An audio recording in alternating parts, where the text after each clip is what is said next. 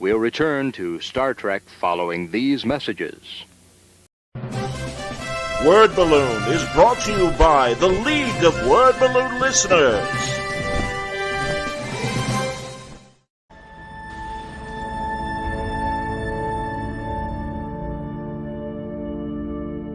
In an actual darkroom scene, painted everything black and white, went in with the airbrush later, solid red over the whole thing. It got the effect I wanted, but now I'm trying it slightly different here, where I'm putting down the red first, then I'll put the darks on top of that. And, you know, this is the way artists would most normally work, and I always work kind of backward from what people otherwise should do.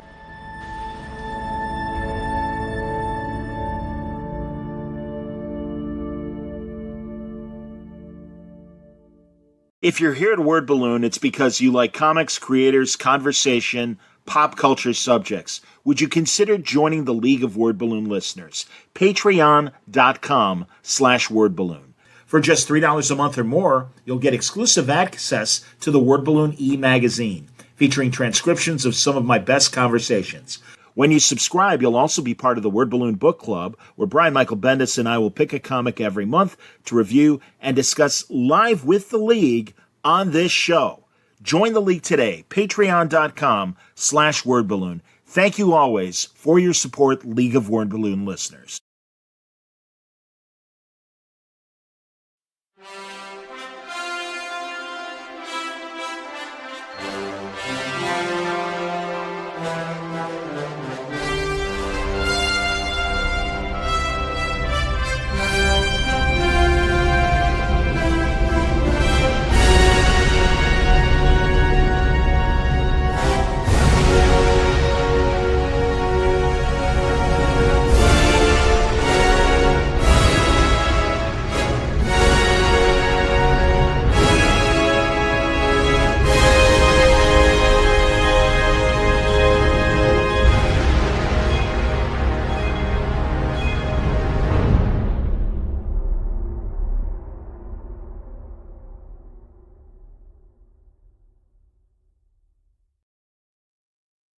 Welcome back, everybody. Time again for another Word Balloon, the comic book conversation show. John Suntress with you for a Trek Watch episode.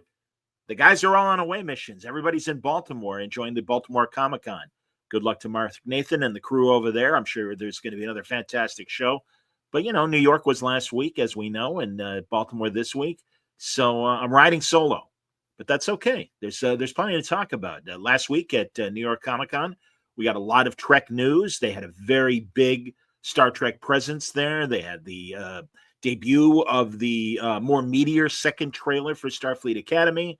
And we got our first glimpse at season 4 of Strange New Worlds and a very meaty scene. I will be talking about all that. But I did want to start with a review of the very excellent, my favorite Star Trek, I think, since Prodigy, of the new stuff. And that's Star Trek Con. I'm really enjoying this show. I think it's excellent. And episode 6 dropped this week, and no difference in terms of another great episode. I'm intrigued.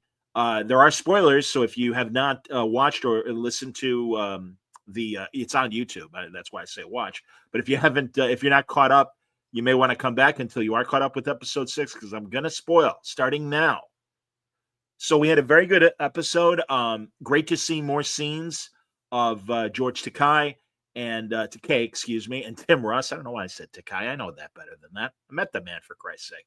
But good framing and good opening with them. And, you know, Takei is being, you know, Captain Sulu's been a hard ass and really wants Ensign Tuvok to surveil the historian as she goes through Marla MacGyver's records of SETI Alpha 5. Cool. And you know, he's kind of adamant about it. And, you know, Tuvok is a little hesitant, but understands, and he goes along with it. The historian finds out, which is kind of interesting, some interesting pushback. They've opened up an intriguing story plot point in terms of, did we know everything? Did something else happen from a Starfleet standpoint, or even from a SETI Alpha 5 standpoint? The last 2 episodes have introduced this new telepathic and telekinetic race that is having direct words with the augments and is getting to know them individually, and lots of conversations between Khan and the leader, some with the leader and Marlon McGivers. I don't remember the names.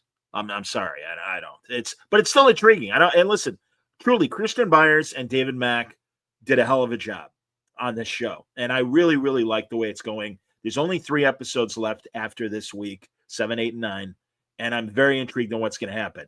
This telepathic an alien race shows up on Ceti Alpha 5, crashes, and they're trying to fix their spaceship. They make contact with the augments. Certainly, there is mistrust on Khan's part, but so far they seem to be benevolent. They suggest to them to go underground to the caves to avoid any of the issues of Ceti Alpha 6 explosion that has caused atmospheric changes to Ceti Alpha 5, made it eventually will be inhospitable to live on the surface. We saw in Wrath of Khan the terrible sandstorms and everything else, and nothing grows in that kind of environment, and everything's going to die. Well, the new race suggests they go underground, and they have fresh water in caves, which is great. They are beginning to try and fish and see if they can catch more whatever, and also grow things underground. But obviously some complications happen. There's a big cave in because these are caves, and the augment female couple that was trying to have a child, well, one dies and the baby's gone, and that's all right. Yeah, I guess so. Or no, yeah, I guess it. I'm getting confused, but regardless, the baby is dead. And Khan even goes to the couple and is like, hey, well, you could try again. She's like, if you think, because they did it in vitro, obviously, because they're 2 women. But if you think I'm going to try and bring another child in this inhospitable world because they conceived before all the shit went down. Okay, that's legit. I think everything in this show is legit. I really, really do. I appreciate the science fiction. It's very, very interesting. Well, again, after some, Ivan, who is obviously Khan's chief lieutenant and the most mistrusting of all the augments, has a very hostile encounter with one of the other telepaths, kills him. The telepaths grab Ivan and have him subdued and are mentally calming him down, which I kind of love the magic behind the telekinetic thought and magic behind that. I think all that's really interesting. We're so that's kind of cool. And the 2 big reveals we get are that the telepath reveals to Khan, hey, we're building a ship not for us, for you people. Well, what does that mean? I guess we're going to have to find out when we probably will learn more information in episode 7. But then also on the Excelsior, between Tuvok and the historian there, we get the reveal that the woman the person that has been feeding information on the historian to even go back to Ceti Alpha 5 and find out what really happened, it turns out it is this telepathic leader that was on Ceti Alpha 5. That being made contact with the historian. What does that mean? Intriguing. I really, really like this show. I really, really like the directions it's gone. I wasn't sure about the left turn of having another alien race show up, but I'm like, all right, what does this mean? Again, whatever happens won't impact what we know is going to happen, and that is that the augments are still on Ceti Alpha 5 when Captain Terrell and Chekhov show up, and all the shit goes down there. Again, I am really holding out hope that we get a Walter Koenig appearance before this show wraps up. I'm also in the process of getting David Mack, the co-writer of Star Trek Con, on the show. I would love to talk to him about it. I love his novels. He's got a brand new Strange New Worlds novel that is out this month. I haven't had a chance to read it yet, but I'm really looking forward to checking that out as well. But all in all, I'm enjoying what's happening on Star Trek Con. And, really catch up if you haven't started listening to it. It really is so good. And, we're getting more characters. I mean, it couldn't just be, I suppose it could, because I even remember those old audio narration dramas. I'm doing air quotes for my audio audience, where the first couple were George Takei as Captain Sulu, and they were just him narrating the story. And it's like a little dry. And, I'm a big fan of the audiobooks that happened in the 80s and 90s. Those are fantastic. And Takei does a lot of those, and James Doohan does a lot, and Nimoy even does a lot of inserts and more than just a glossy cameo giving narration as Spock in character and everything. Great stuff. But yeah, those were a little dry. But thankfully, this is a full cast. We're getting full characterization on a lot of the augments. The new addition of this new chief telepath, and then even we got the other telepath that Ivan killed and everything. So yeah, pretty neat stuff. I'm for it, and I really like this show, and I hope they stick the landing. 3 episodes left. We'll see what happens, but I am enjoying it, and I am very curious. Again, the problem with these prequels, we do know what the destination is, and I'm the first person to say it's not about the destination; it's about the journey getting to the destination. But it does kind of hurt. We know. So that's the only thing about these this show, that it's like, well, we kind of know how it's going to end, or do we? But again, enough mysteries and enough questions that they've had me hanging for 6 episodes, and I look forward to every Monday when the new episodes drop. So there you go. My feelings on Star Trek Con. All right, let's get to the New York news that happened in New York Comic Con. By the way, if anybody watching or listening was at the show and had a chance to either go to the panels, or they had a Starfleet Academy kind of pop-up little area where I'm sure they had trivia questions there, and I'm sure you got some sort of trinket for your efforts. Awesome. Smart marketing. I gotta say, honestly, with New Trek, they're trying really hard with marketing, and I think succeeding, at least getting the word out there. The problem is, what happens after we sample the product? How do we feel about it? And folks, I'm sorry, but even Starfleet Academy, I don't know. I really, really don't know. And the reason why I say that is it took me 3 days to even think about what I was going to say on this episode, because I saw, the was there a trailer before this one? I can't remember it. Yes, I think there was. Yeah, there was something. Yeah, of course there was, because we kind of saw some of the crew then and everything, and or the cadets. The second one gave us a little bit more, but it still has me worried about, not worried, but a little apprehensive that we're not going to get anything meaty, and that's a shame. I was watching my buddy Rob Burnett last night. Rob Meyer Burnett. I'm a big fan of his show, Robservations, and as I always say, Rob is a chess master, Star Trek fan and expert. I am but a student, a very involved student. Been studying for 50 years, but 55 years. Who am I kidding? But still just a student. Rob pointed out that what we really wanted from a Starfleet Academy show is a smart show. And over the years, I think we got glimpses of Starfleet Academy, especially, obviously, during the Next Generation through Voyager eras. And I wouldn't say we got much as far as Enterprise goes. The Kelvin movies obviously started, the first movie, with a lot of Academy stuff with Kirk and Spock there meeting for the first time. Okay. Listen, and especially if you're a fan of watching any of these other YouTube shows, everybody has been talking about, there were plans to do Starfleet Academy going back before either Star Trek 5 or 6, because Harv Bennett, the wonderful executive producer that kind of gave us the quality of the original series, original cast movies, really wanted to do an Academy. Let's see how Kirk and Spock met at in school. But it was shot down. We got 6 instead. We got 5 instead, and I'm okay with that. But it still was all right. And also Judith and Garv Reeve Stevens did a book called Collision Course with Shatner, part of the Shatnerverse of Star Trek novels, and that's a really good story and a different spin on how Kirk and Spock meet at the Academy. So there's potential there. Think of all the great episodes we had, even going back to Next Generation's first season, when we saw Wesley getting kind of Academy training at one of the star bases. And Robert Ito from Quincy was the guy in charge, the lieutenant that was kind of putting the cadets through the paces and stuff. Interesting ideas. We had that great episode of Deep Space Nine.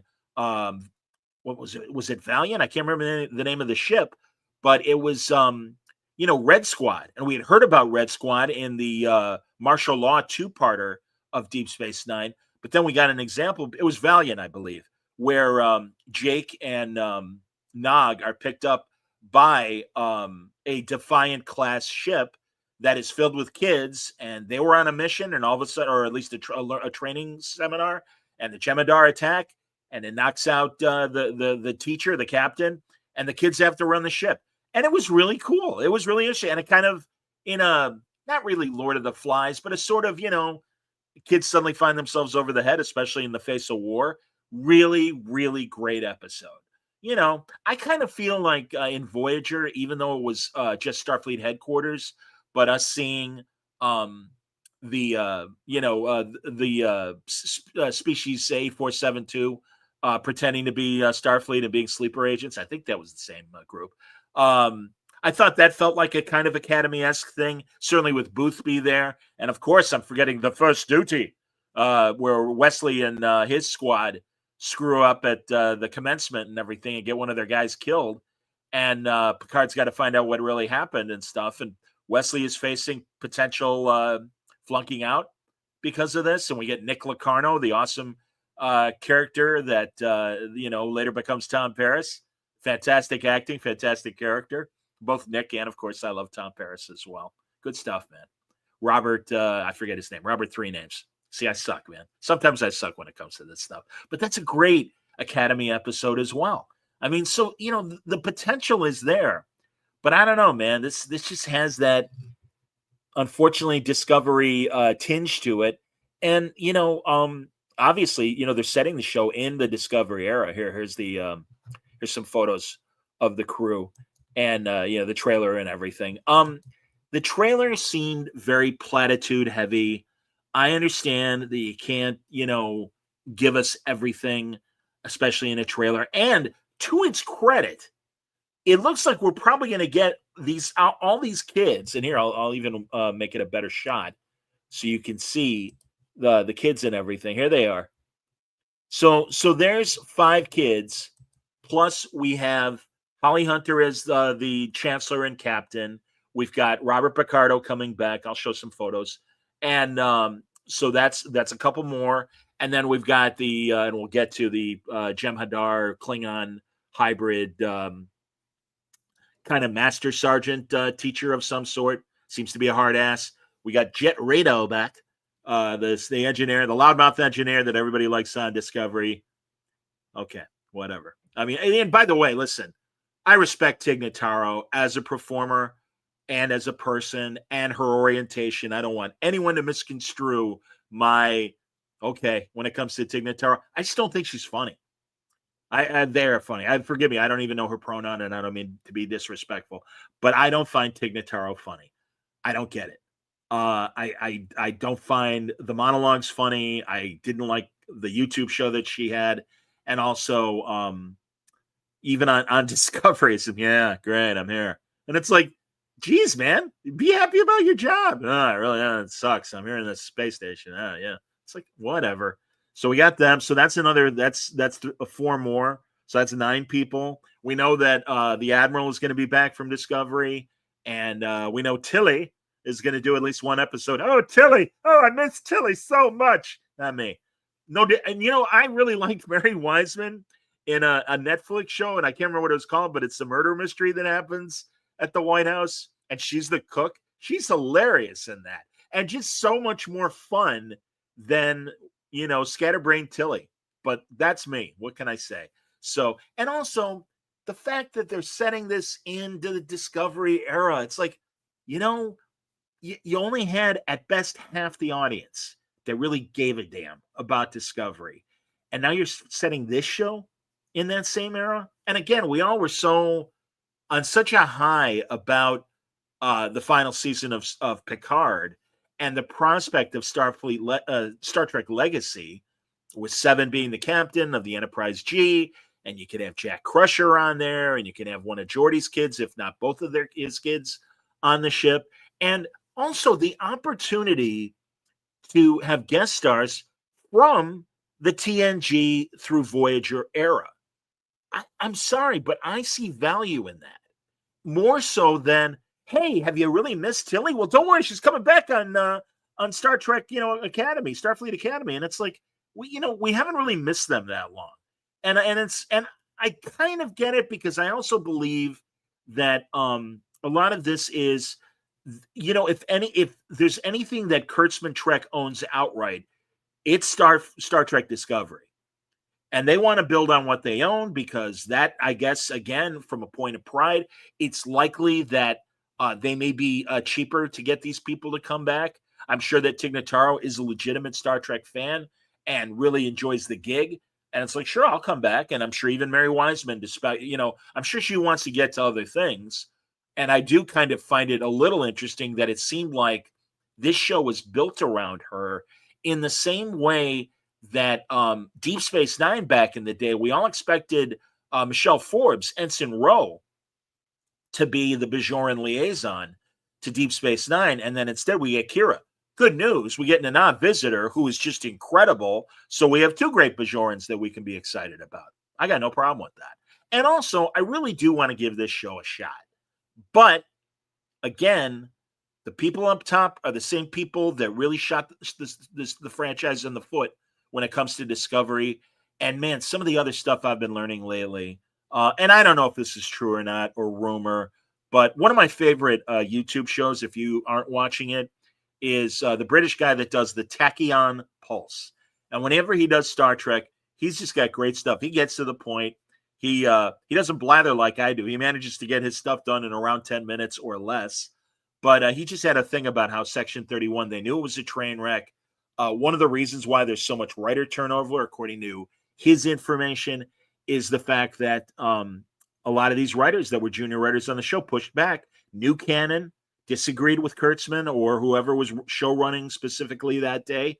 And that's why we've seen the turnover. And we continue to see the turnover. We're seeing new writers with Strange New Worlds. There's a lot of new writers for this. I really feel that both the co-showrunner and the current writers that will be doing Starfleet Academy, they got a lot to prove. Because again, do you really want a divided audience? And I don't know. And I'm sure Paramount is even have their arms folded and are saying, well, I don't know. I mean, again, we've seen the pushback when it comes to, hey, we want another, we want 5 full seasons for Strange New Worlds. No. What do you mean no? Well, you'll get a 2-hour movie instead of season 5. No, that's not enough. Back and forth, we end up with 6 episodes for season 5. It is interesting that we're getting 10 episodes of Academy, at least the first season. Supposedly they are shooting the second season now. We'll see what happens. But here, let's go through these photos and let's talk about some of these people. All right, let's go from left to right. So you got the Klingon, and this Klingon he seems okay. People are freaking out about the makeup. This looks more traditional Klingon than certainly the Takuvma first season of Discovery era. So I'm okay with him. And again, it's whatever. He's, it sounds like a classic kind of Klingon story. Okay, fine. Also, here's another plus for Academy. I am very happy that we are going to explore what's going on in with the other races, because truly we got the jump, 1,000 years ahead, and we got the burn. Whatever. Yeah, you want a good story about the burn? Read my buddies Lansing and Kelly over at IDW and The Last Starship that just started, and sounds like an incredible miniseries that happens days after the burn. How did Starfleet handle the burn? Instead of the little boy that cried, and that's why all the dilithium went inert and started to even explode. Crap. I'm sorry. Dumb idea, dumb resolution. Intriguing idea, dumb resolution. Excuse me. Let me correct myself. All right. So anyway, we got our Klingon. We'll see what happens with him. Now, next to him, we got Super Jock. And I don't remember their names. The only one I will remember is who's coming up after the Jock. But I'm not sure about this guy's story. My family, you got to be the best of the best and all this other stuff. All right, fine. Classic Jock. Got to prove himself. That's cool. Whatever. I'm for it. Then we got Sam. And Sam is a potentially interesting character. She's AI, much like the Doctor. We'll get to Bob Picardo shortly. But we'll see what her deal is. Although, immediately in the trailer, I don't know. Sometimes I feel like I'm invincible and people aren't really paying attention to me. Given that the Doctor has been there since Voyager, and I'm cool with, all right, they're reopening the Academy. They're letting new people in. But it would, my assumption is that the Doctor isn't that unique, and that there likely would have been other AI to progress for 800 plus years since the time of Voyager, or whatever the timeline is. And it just seems too pat of, I don't fit in because I'm an AI. Well, she's fitting in, obviously, in this photograph. So I guess we'll see. There are captions under the photos. Is there? Oh, not for the, or I guess, well, not that one. But anyway, let's stick with this photo in the meantime. So then we got, is it Gideon? I'm looking at no, Genesis is her name. Nice name. Big Phil Collins fan and a Peter Gabriel fan. I'm all for Genesis. Genesis is like, I will be captain. Okay, cool. Another kid who really wants to achieve. That's all right. And then we have, I believe it's Caleb, and Caleb is there on the right. And Caleb is the kid who, again, got to have drama, because again, this is the writers of Discovery, and this is the only, and it happens on Strange New Worlds as well. Everybody's got to have a very sad backstory. Ridiculous. But yeah, we got to get, can't there just be some kids that really want to join Starfleet and see the rest of the galaxy? And especially now that things have gotten better and we finally solved the problem of the burn, and so we can have interplanetary travel again. Can we have some happy people that are there, other than Sam, the AI, who's happy to be there? But, Caleb's mommy was Tatiana Mislady, by the way, kidnapped by Paul Giamatti. And that sets up the big bad. I'm kind of in agreement with my buddy Rob Burnett. How about if grades and failing are the big bad? Let these kids be students. We don't need a big bad. It just feels like, in a lot of ways, they're trying to cram a lot of stuff in this show. We'll see. Also, from a historic standpoint, this is here's another plus, a good opportunity to tell us what happened. And especially given that we got the Doctor showing up. And let me get to it. There he is. How about it? Man, I love that guy. Robert Picardo, massive fan. One of the best things about Voyager. Every scene, he just elevated the material. Maybe, perhaps, and I say this optimistically, that a guy, such a seasoned vet, and a guy that obviously is going to be on the show, might be able to make some, on the set calls and say, hey, let's do this instead, if the material isn't up to snuff. I mean, he's been a massive cheerleader, just like Johnny Frakes was, regarding the times that he's been able to direct New Trek. And I respect Robert Picardo a lot, and I love the Doctor as a character. We'll see what happens. But I also want to know, let's fill in more details, please. What happened prior to the burn? What's been happening with Starfleet? Why, again, I understand that planets got cut off, but why the weird turn away from Earth from Starfleet and everything? I don't know. It just seems a little odd to me. But I'm very happy he's there, and he's sitting there now in the picture with Sam, and I believe that is again Genesis standing next to him, not looking very excited right now in that photograph. But that's okay. But we'll see what happens. But I really want an explanation, and I'm also glad, along with the Klingons, that it sounds like a lot of the other alien races we are familiar with. What's been happening with them? I mean, we got the Orions, and we got a little bit of that the president of the Federation, who is that combination of Bajoran, Cardassian, and human. So that was kind of interesting, but they really didn't explore much about that. And there's also a lot of cross-pollination as far as the other aliens go. Case in point, there we go. There's Paul Giamatti, along with Holly Hunter. And there's our big bad. He's the guy that took Caleb's mommy away. We'll see what that story means. Interesting, potentially interesting. We'll see what happens. I really don't know. Holly Hunter's cool. I like Holly Hunter. And again, Picardo, Giamatti, and Holly Hunter, that's a lot of acting gravitas. And I'm not kidding when I say that. These are excellent actors. Please, God, let's hope that they got good material to work with. We also got Jason Isaacs in Discovery, brilliant actor. We got Michelle Yeoh, brilliant actress. Material, not that good, at least in my opinion. So what are you going to do?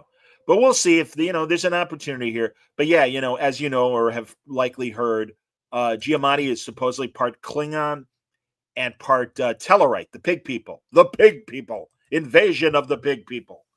The mortal enemy of all my Jewish friends. No, that's not true.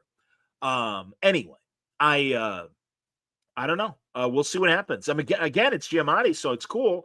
I didn't like him in the first trailer whistling the Star Trek theme. I thought that was a little too cute for its own good. And again, it's those kind of problems where you're just like, you guys try so hard to be cute, and it hits this audience member the wrong way. So I don't know what to think. But we'll see. I'll give them a shot. Again, great actors. Okay. Well, first of all, we got Jet Reno in this picture. Like I said, I'm just not a Tig Notaro fan. I'm rooting for her to prove me wrong. And I don't dislike her as a person. I just don't think she's very funny. And I just hate those, oh, great. And also, it kind of flies in the face of her, I don't give a damn sort of attitude that we got in Discovery, that now she's teaching? What? You know, like if anything, shouldn't she be like kind of more like Beckett Mariner on Lower Decks and not be crazy about being in Starfleet? I don't know. I don't know. And then we have, and all right, I want to make sure I'm saying her name right. Is it Laura Thok? Laura Thok on the left there, and she is part Jem'Hadar and part Klingon. I'm sorry, everybody. I don't mean to be one of those guys, and I think it's just there needs to be an explanation of how A, there's a female Jem'Hadar, B, how they now have emotions, C, that they would be willing to get down with the Klingons, D, that the Klingons would be willing to get down with them. I understand it's hundreds of years in the future. I get all that. But the thing that's been driving me nuts ever since we saw this image was my assumption, and I partially for comedy's sake, but also partially seriously, the Jem'Hadar were grown by the Vorta and the Dominion to be those frontline infantry kind of, cannon fodder in war, the casualties that were acceptable, but also bred to be fighters. And we saw that Jem'Hadar with Odo, the one that Odo tried to teach and get away from its instincts. And, it's bloodlust.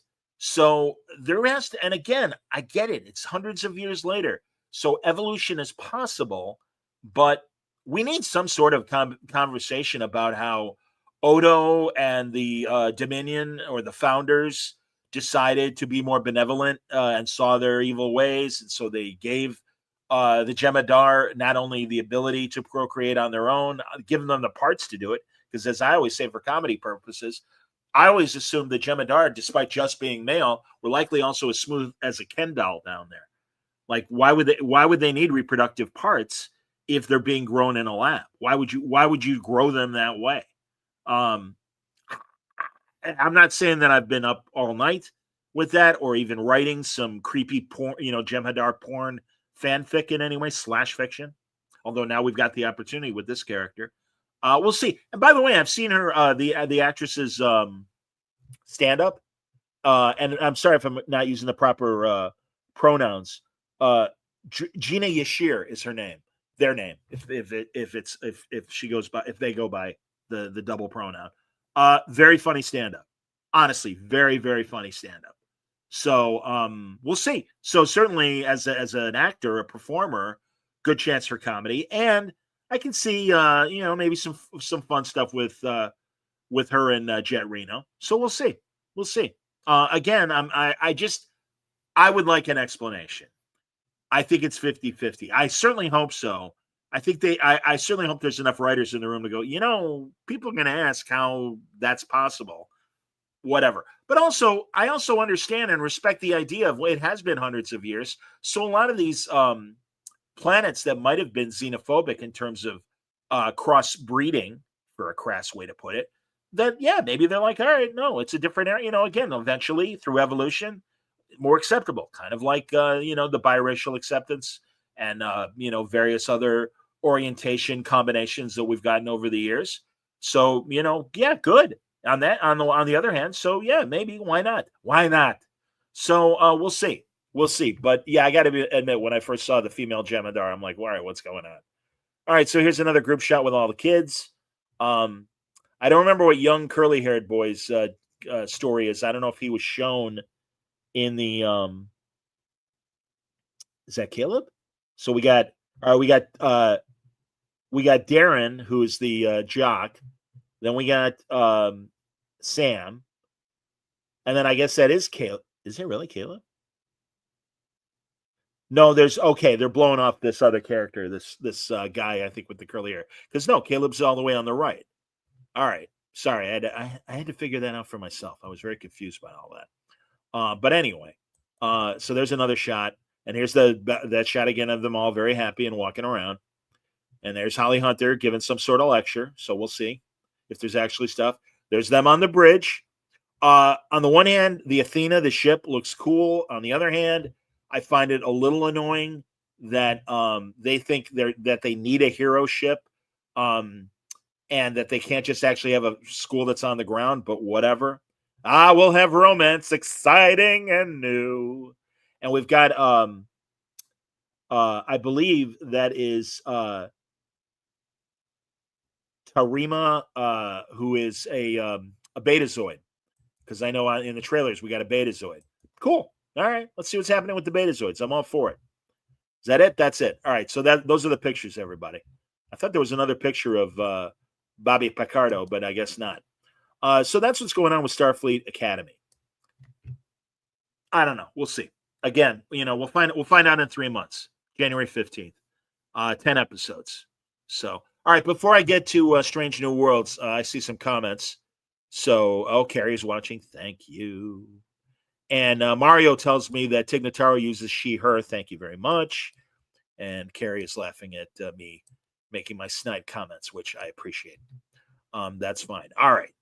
So, we also got the sneak preview of a scene from season 4 of Strange New Worlds. Cool. Why not? I'm for it. We'll see what happens. I think well, again, I hope it's better than season 3. I've certainly talked about my frustrations with season 3.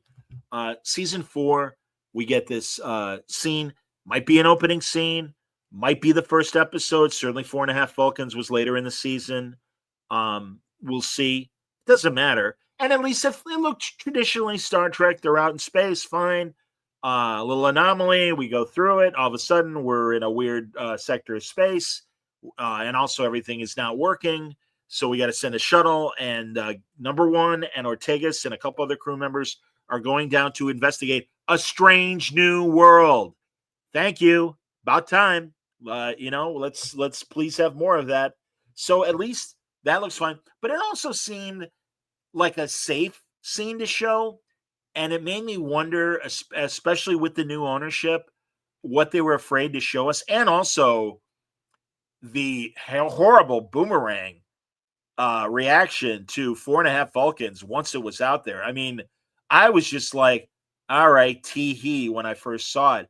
But my God, I mean, honestly, and again, I'm not saying that to hammer down how much I disagreed with my co-hosts who liked the episode, 2 of the 4. But no, I'm sorry. It's pretty much it's not universal. I'm sure people liked it, but a lot of people were offended by it. A lot of people were, they're like, man, like everyone is giving them the benefit of the doubt and going, hey, we know you were just trying to do a funny episode.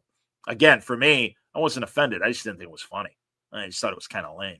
And also too many gimmicks. And I think that's another reason why we got a straight up scene in this teaser that they showed us at New York Comic Con to say, hey, we know it's Star Trek, okay? Look, this is very Star Trek. This scene is very, very Star Trek. And it is.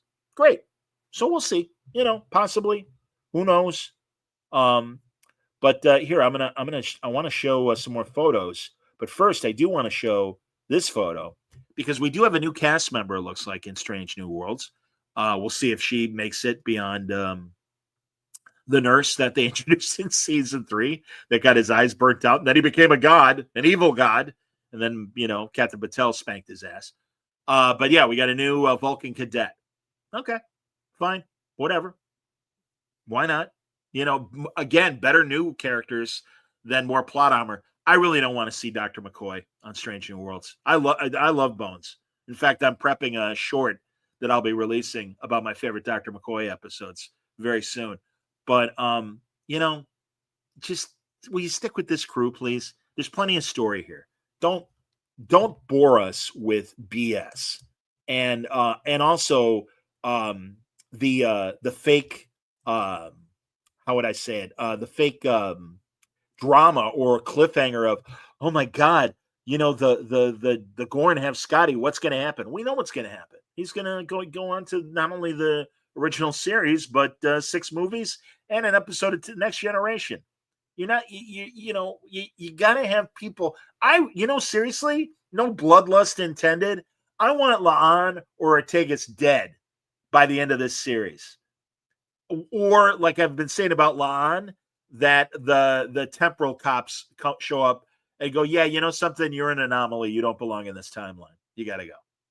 And then everybody has no memory of La'an, because otherwise it doesn't make sense. Or finally, please God, admit that all this stuff is happening in an alternate universe. And I don't know what's going to happen with Secret Hideout Kids. It's not looking good for them to still be around in the future.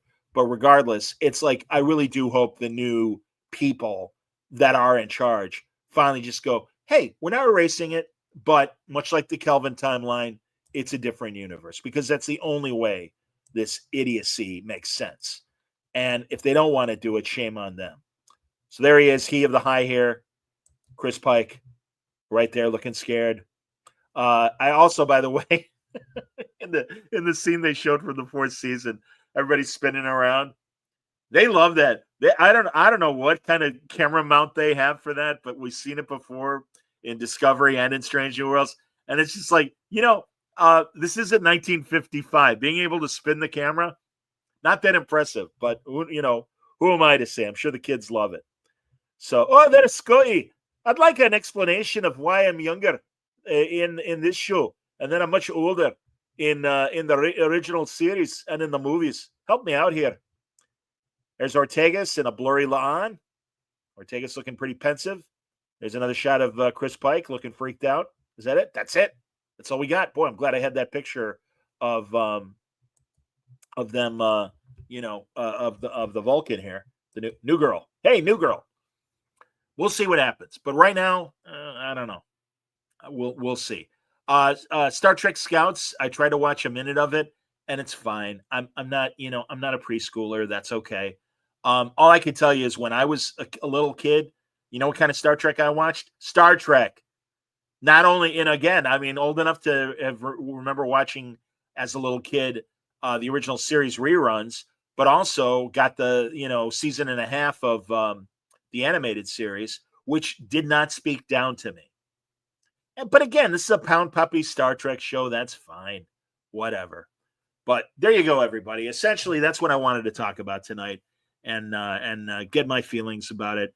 I'm going to continue to review Star Trek Con every week, and we'll see if there's more new information about everything that's going on in Star Trek next time we talk. But if not, at the very least, I'll give you another Star Trek Con trailer, or rather review, because I'm digging this show, man. I think Naveen is amazing. I think Ren Schmidt is fantastic. And of course, I'm digging seeing Sulu, and I'm digging seeing Tuvok. And like I said, I'm hoping for Chekhov. That would be great. But those are my thoughts. Those are my Star Trek thoughts for this week. Thank you, everybody, for watching and listening to my nonsense. As always, it's going to be another fun week. I hope you had a chance to check out David Lapham, who was just great yesterday on Word Balloon, and Paul Kupperberg earlier in the week, and lining stuff up. Again, things got kind of tricky with Baltimore and New York Comic-Con being the same weeks, but I'm lining stuff up, and should be another fun week next week here on Word Balloon Live. So until then, final comment. Let me see. Cooper just giving me a live long and prosper. Thank you, or a thumbs up. I'm not sure. It's too tiny for me to tell, but I appreciate it, Cooper. And I appreciate everybody for watching and listening to my nonsense, as always. Until next time, everybody, stay safe, stay happy, stay healthy.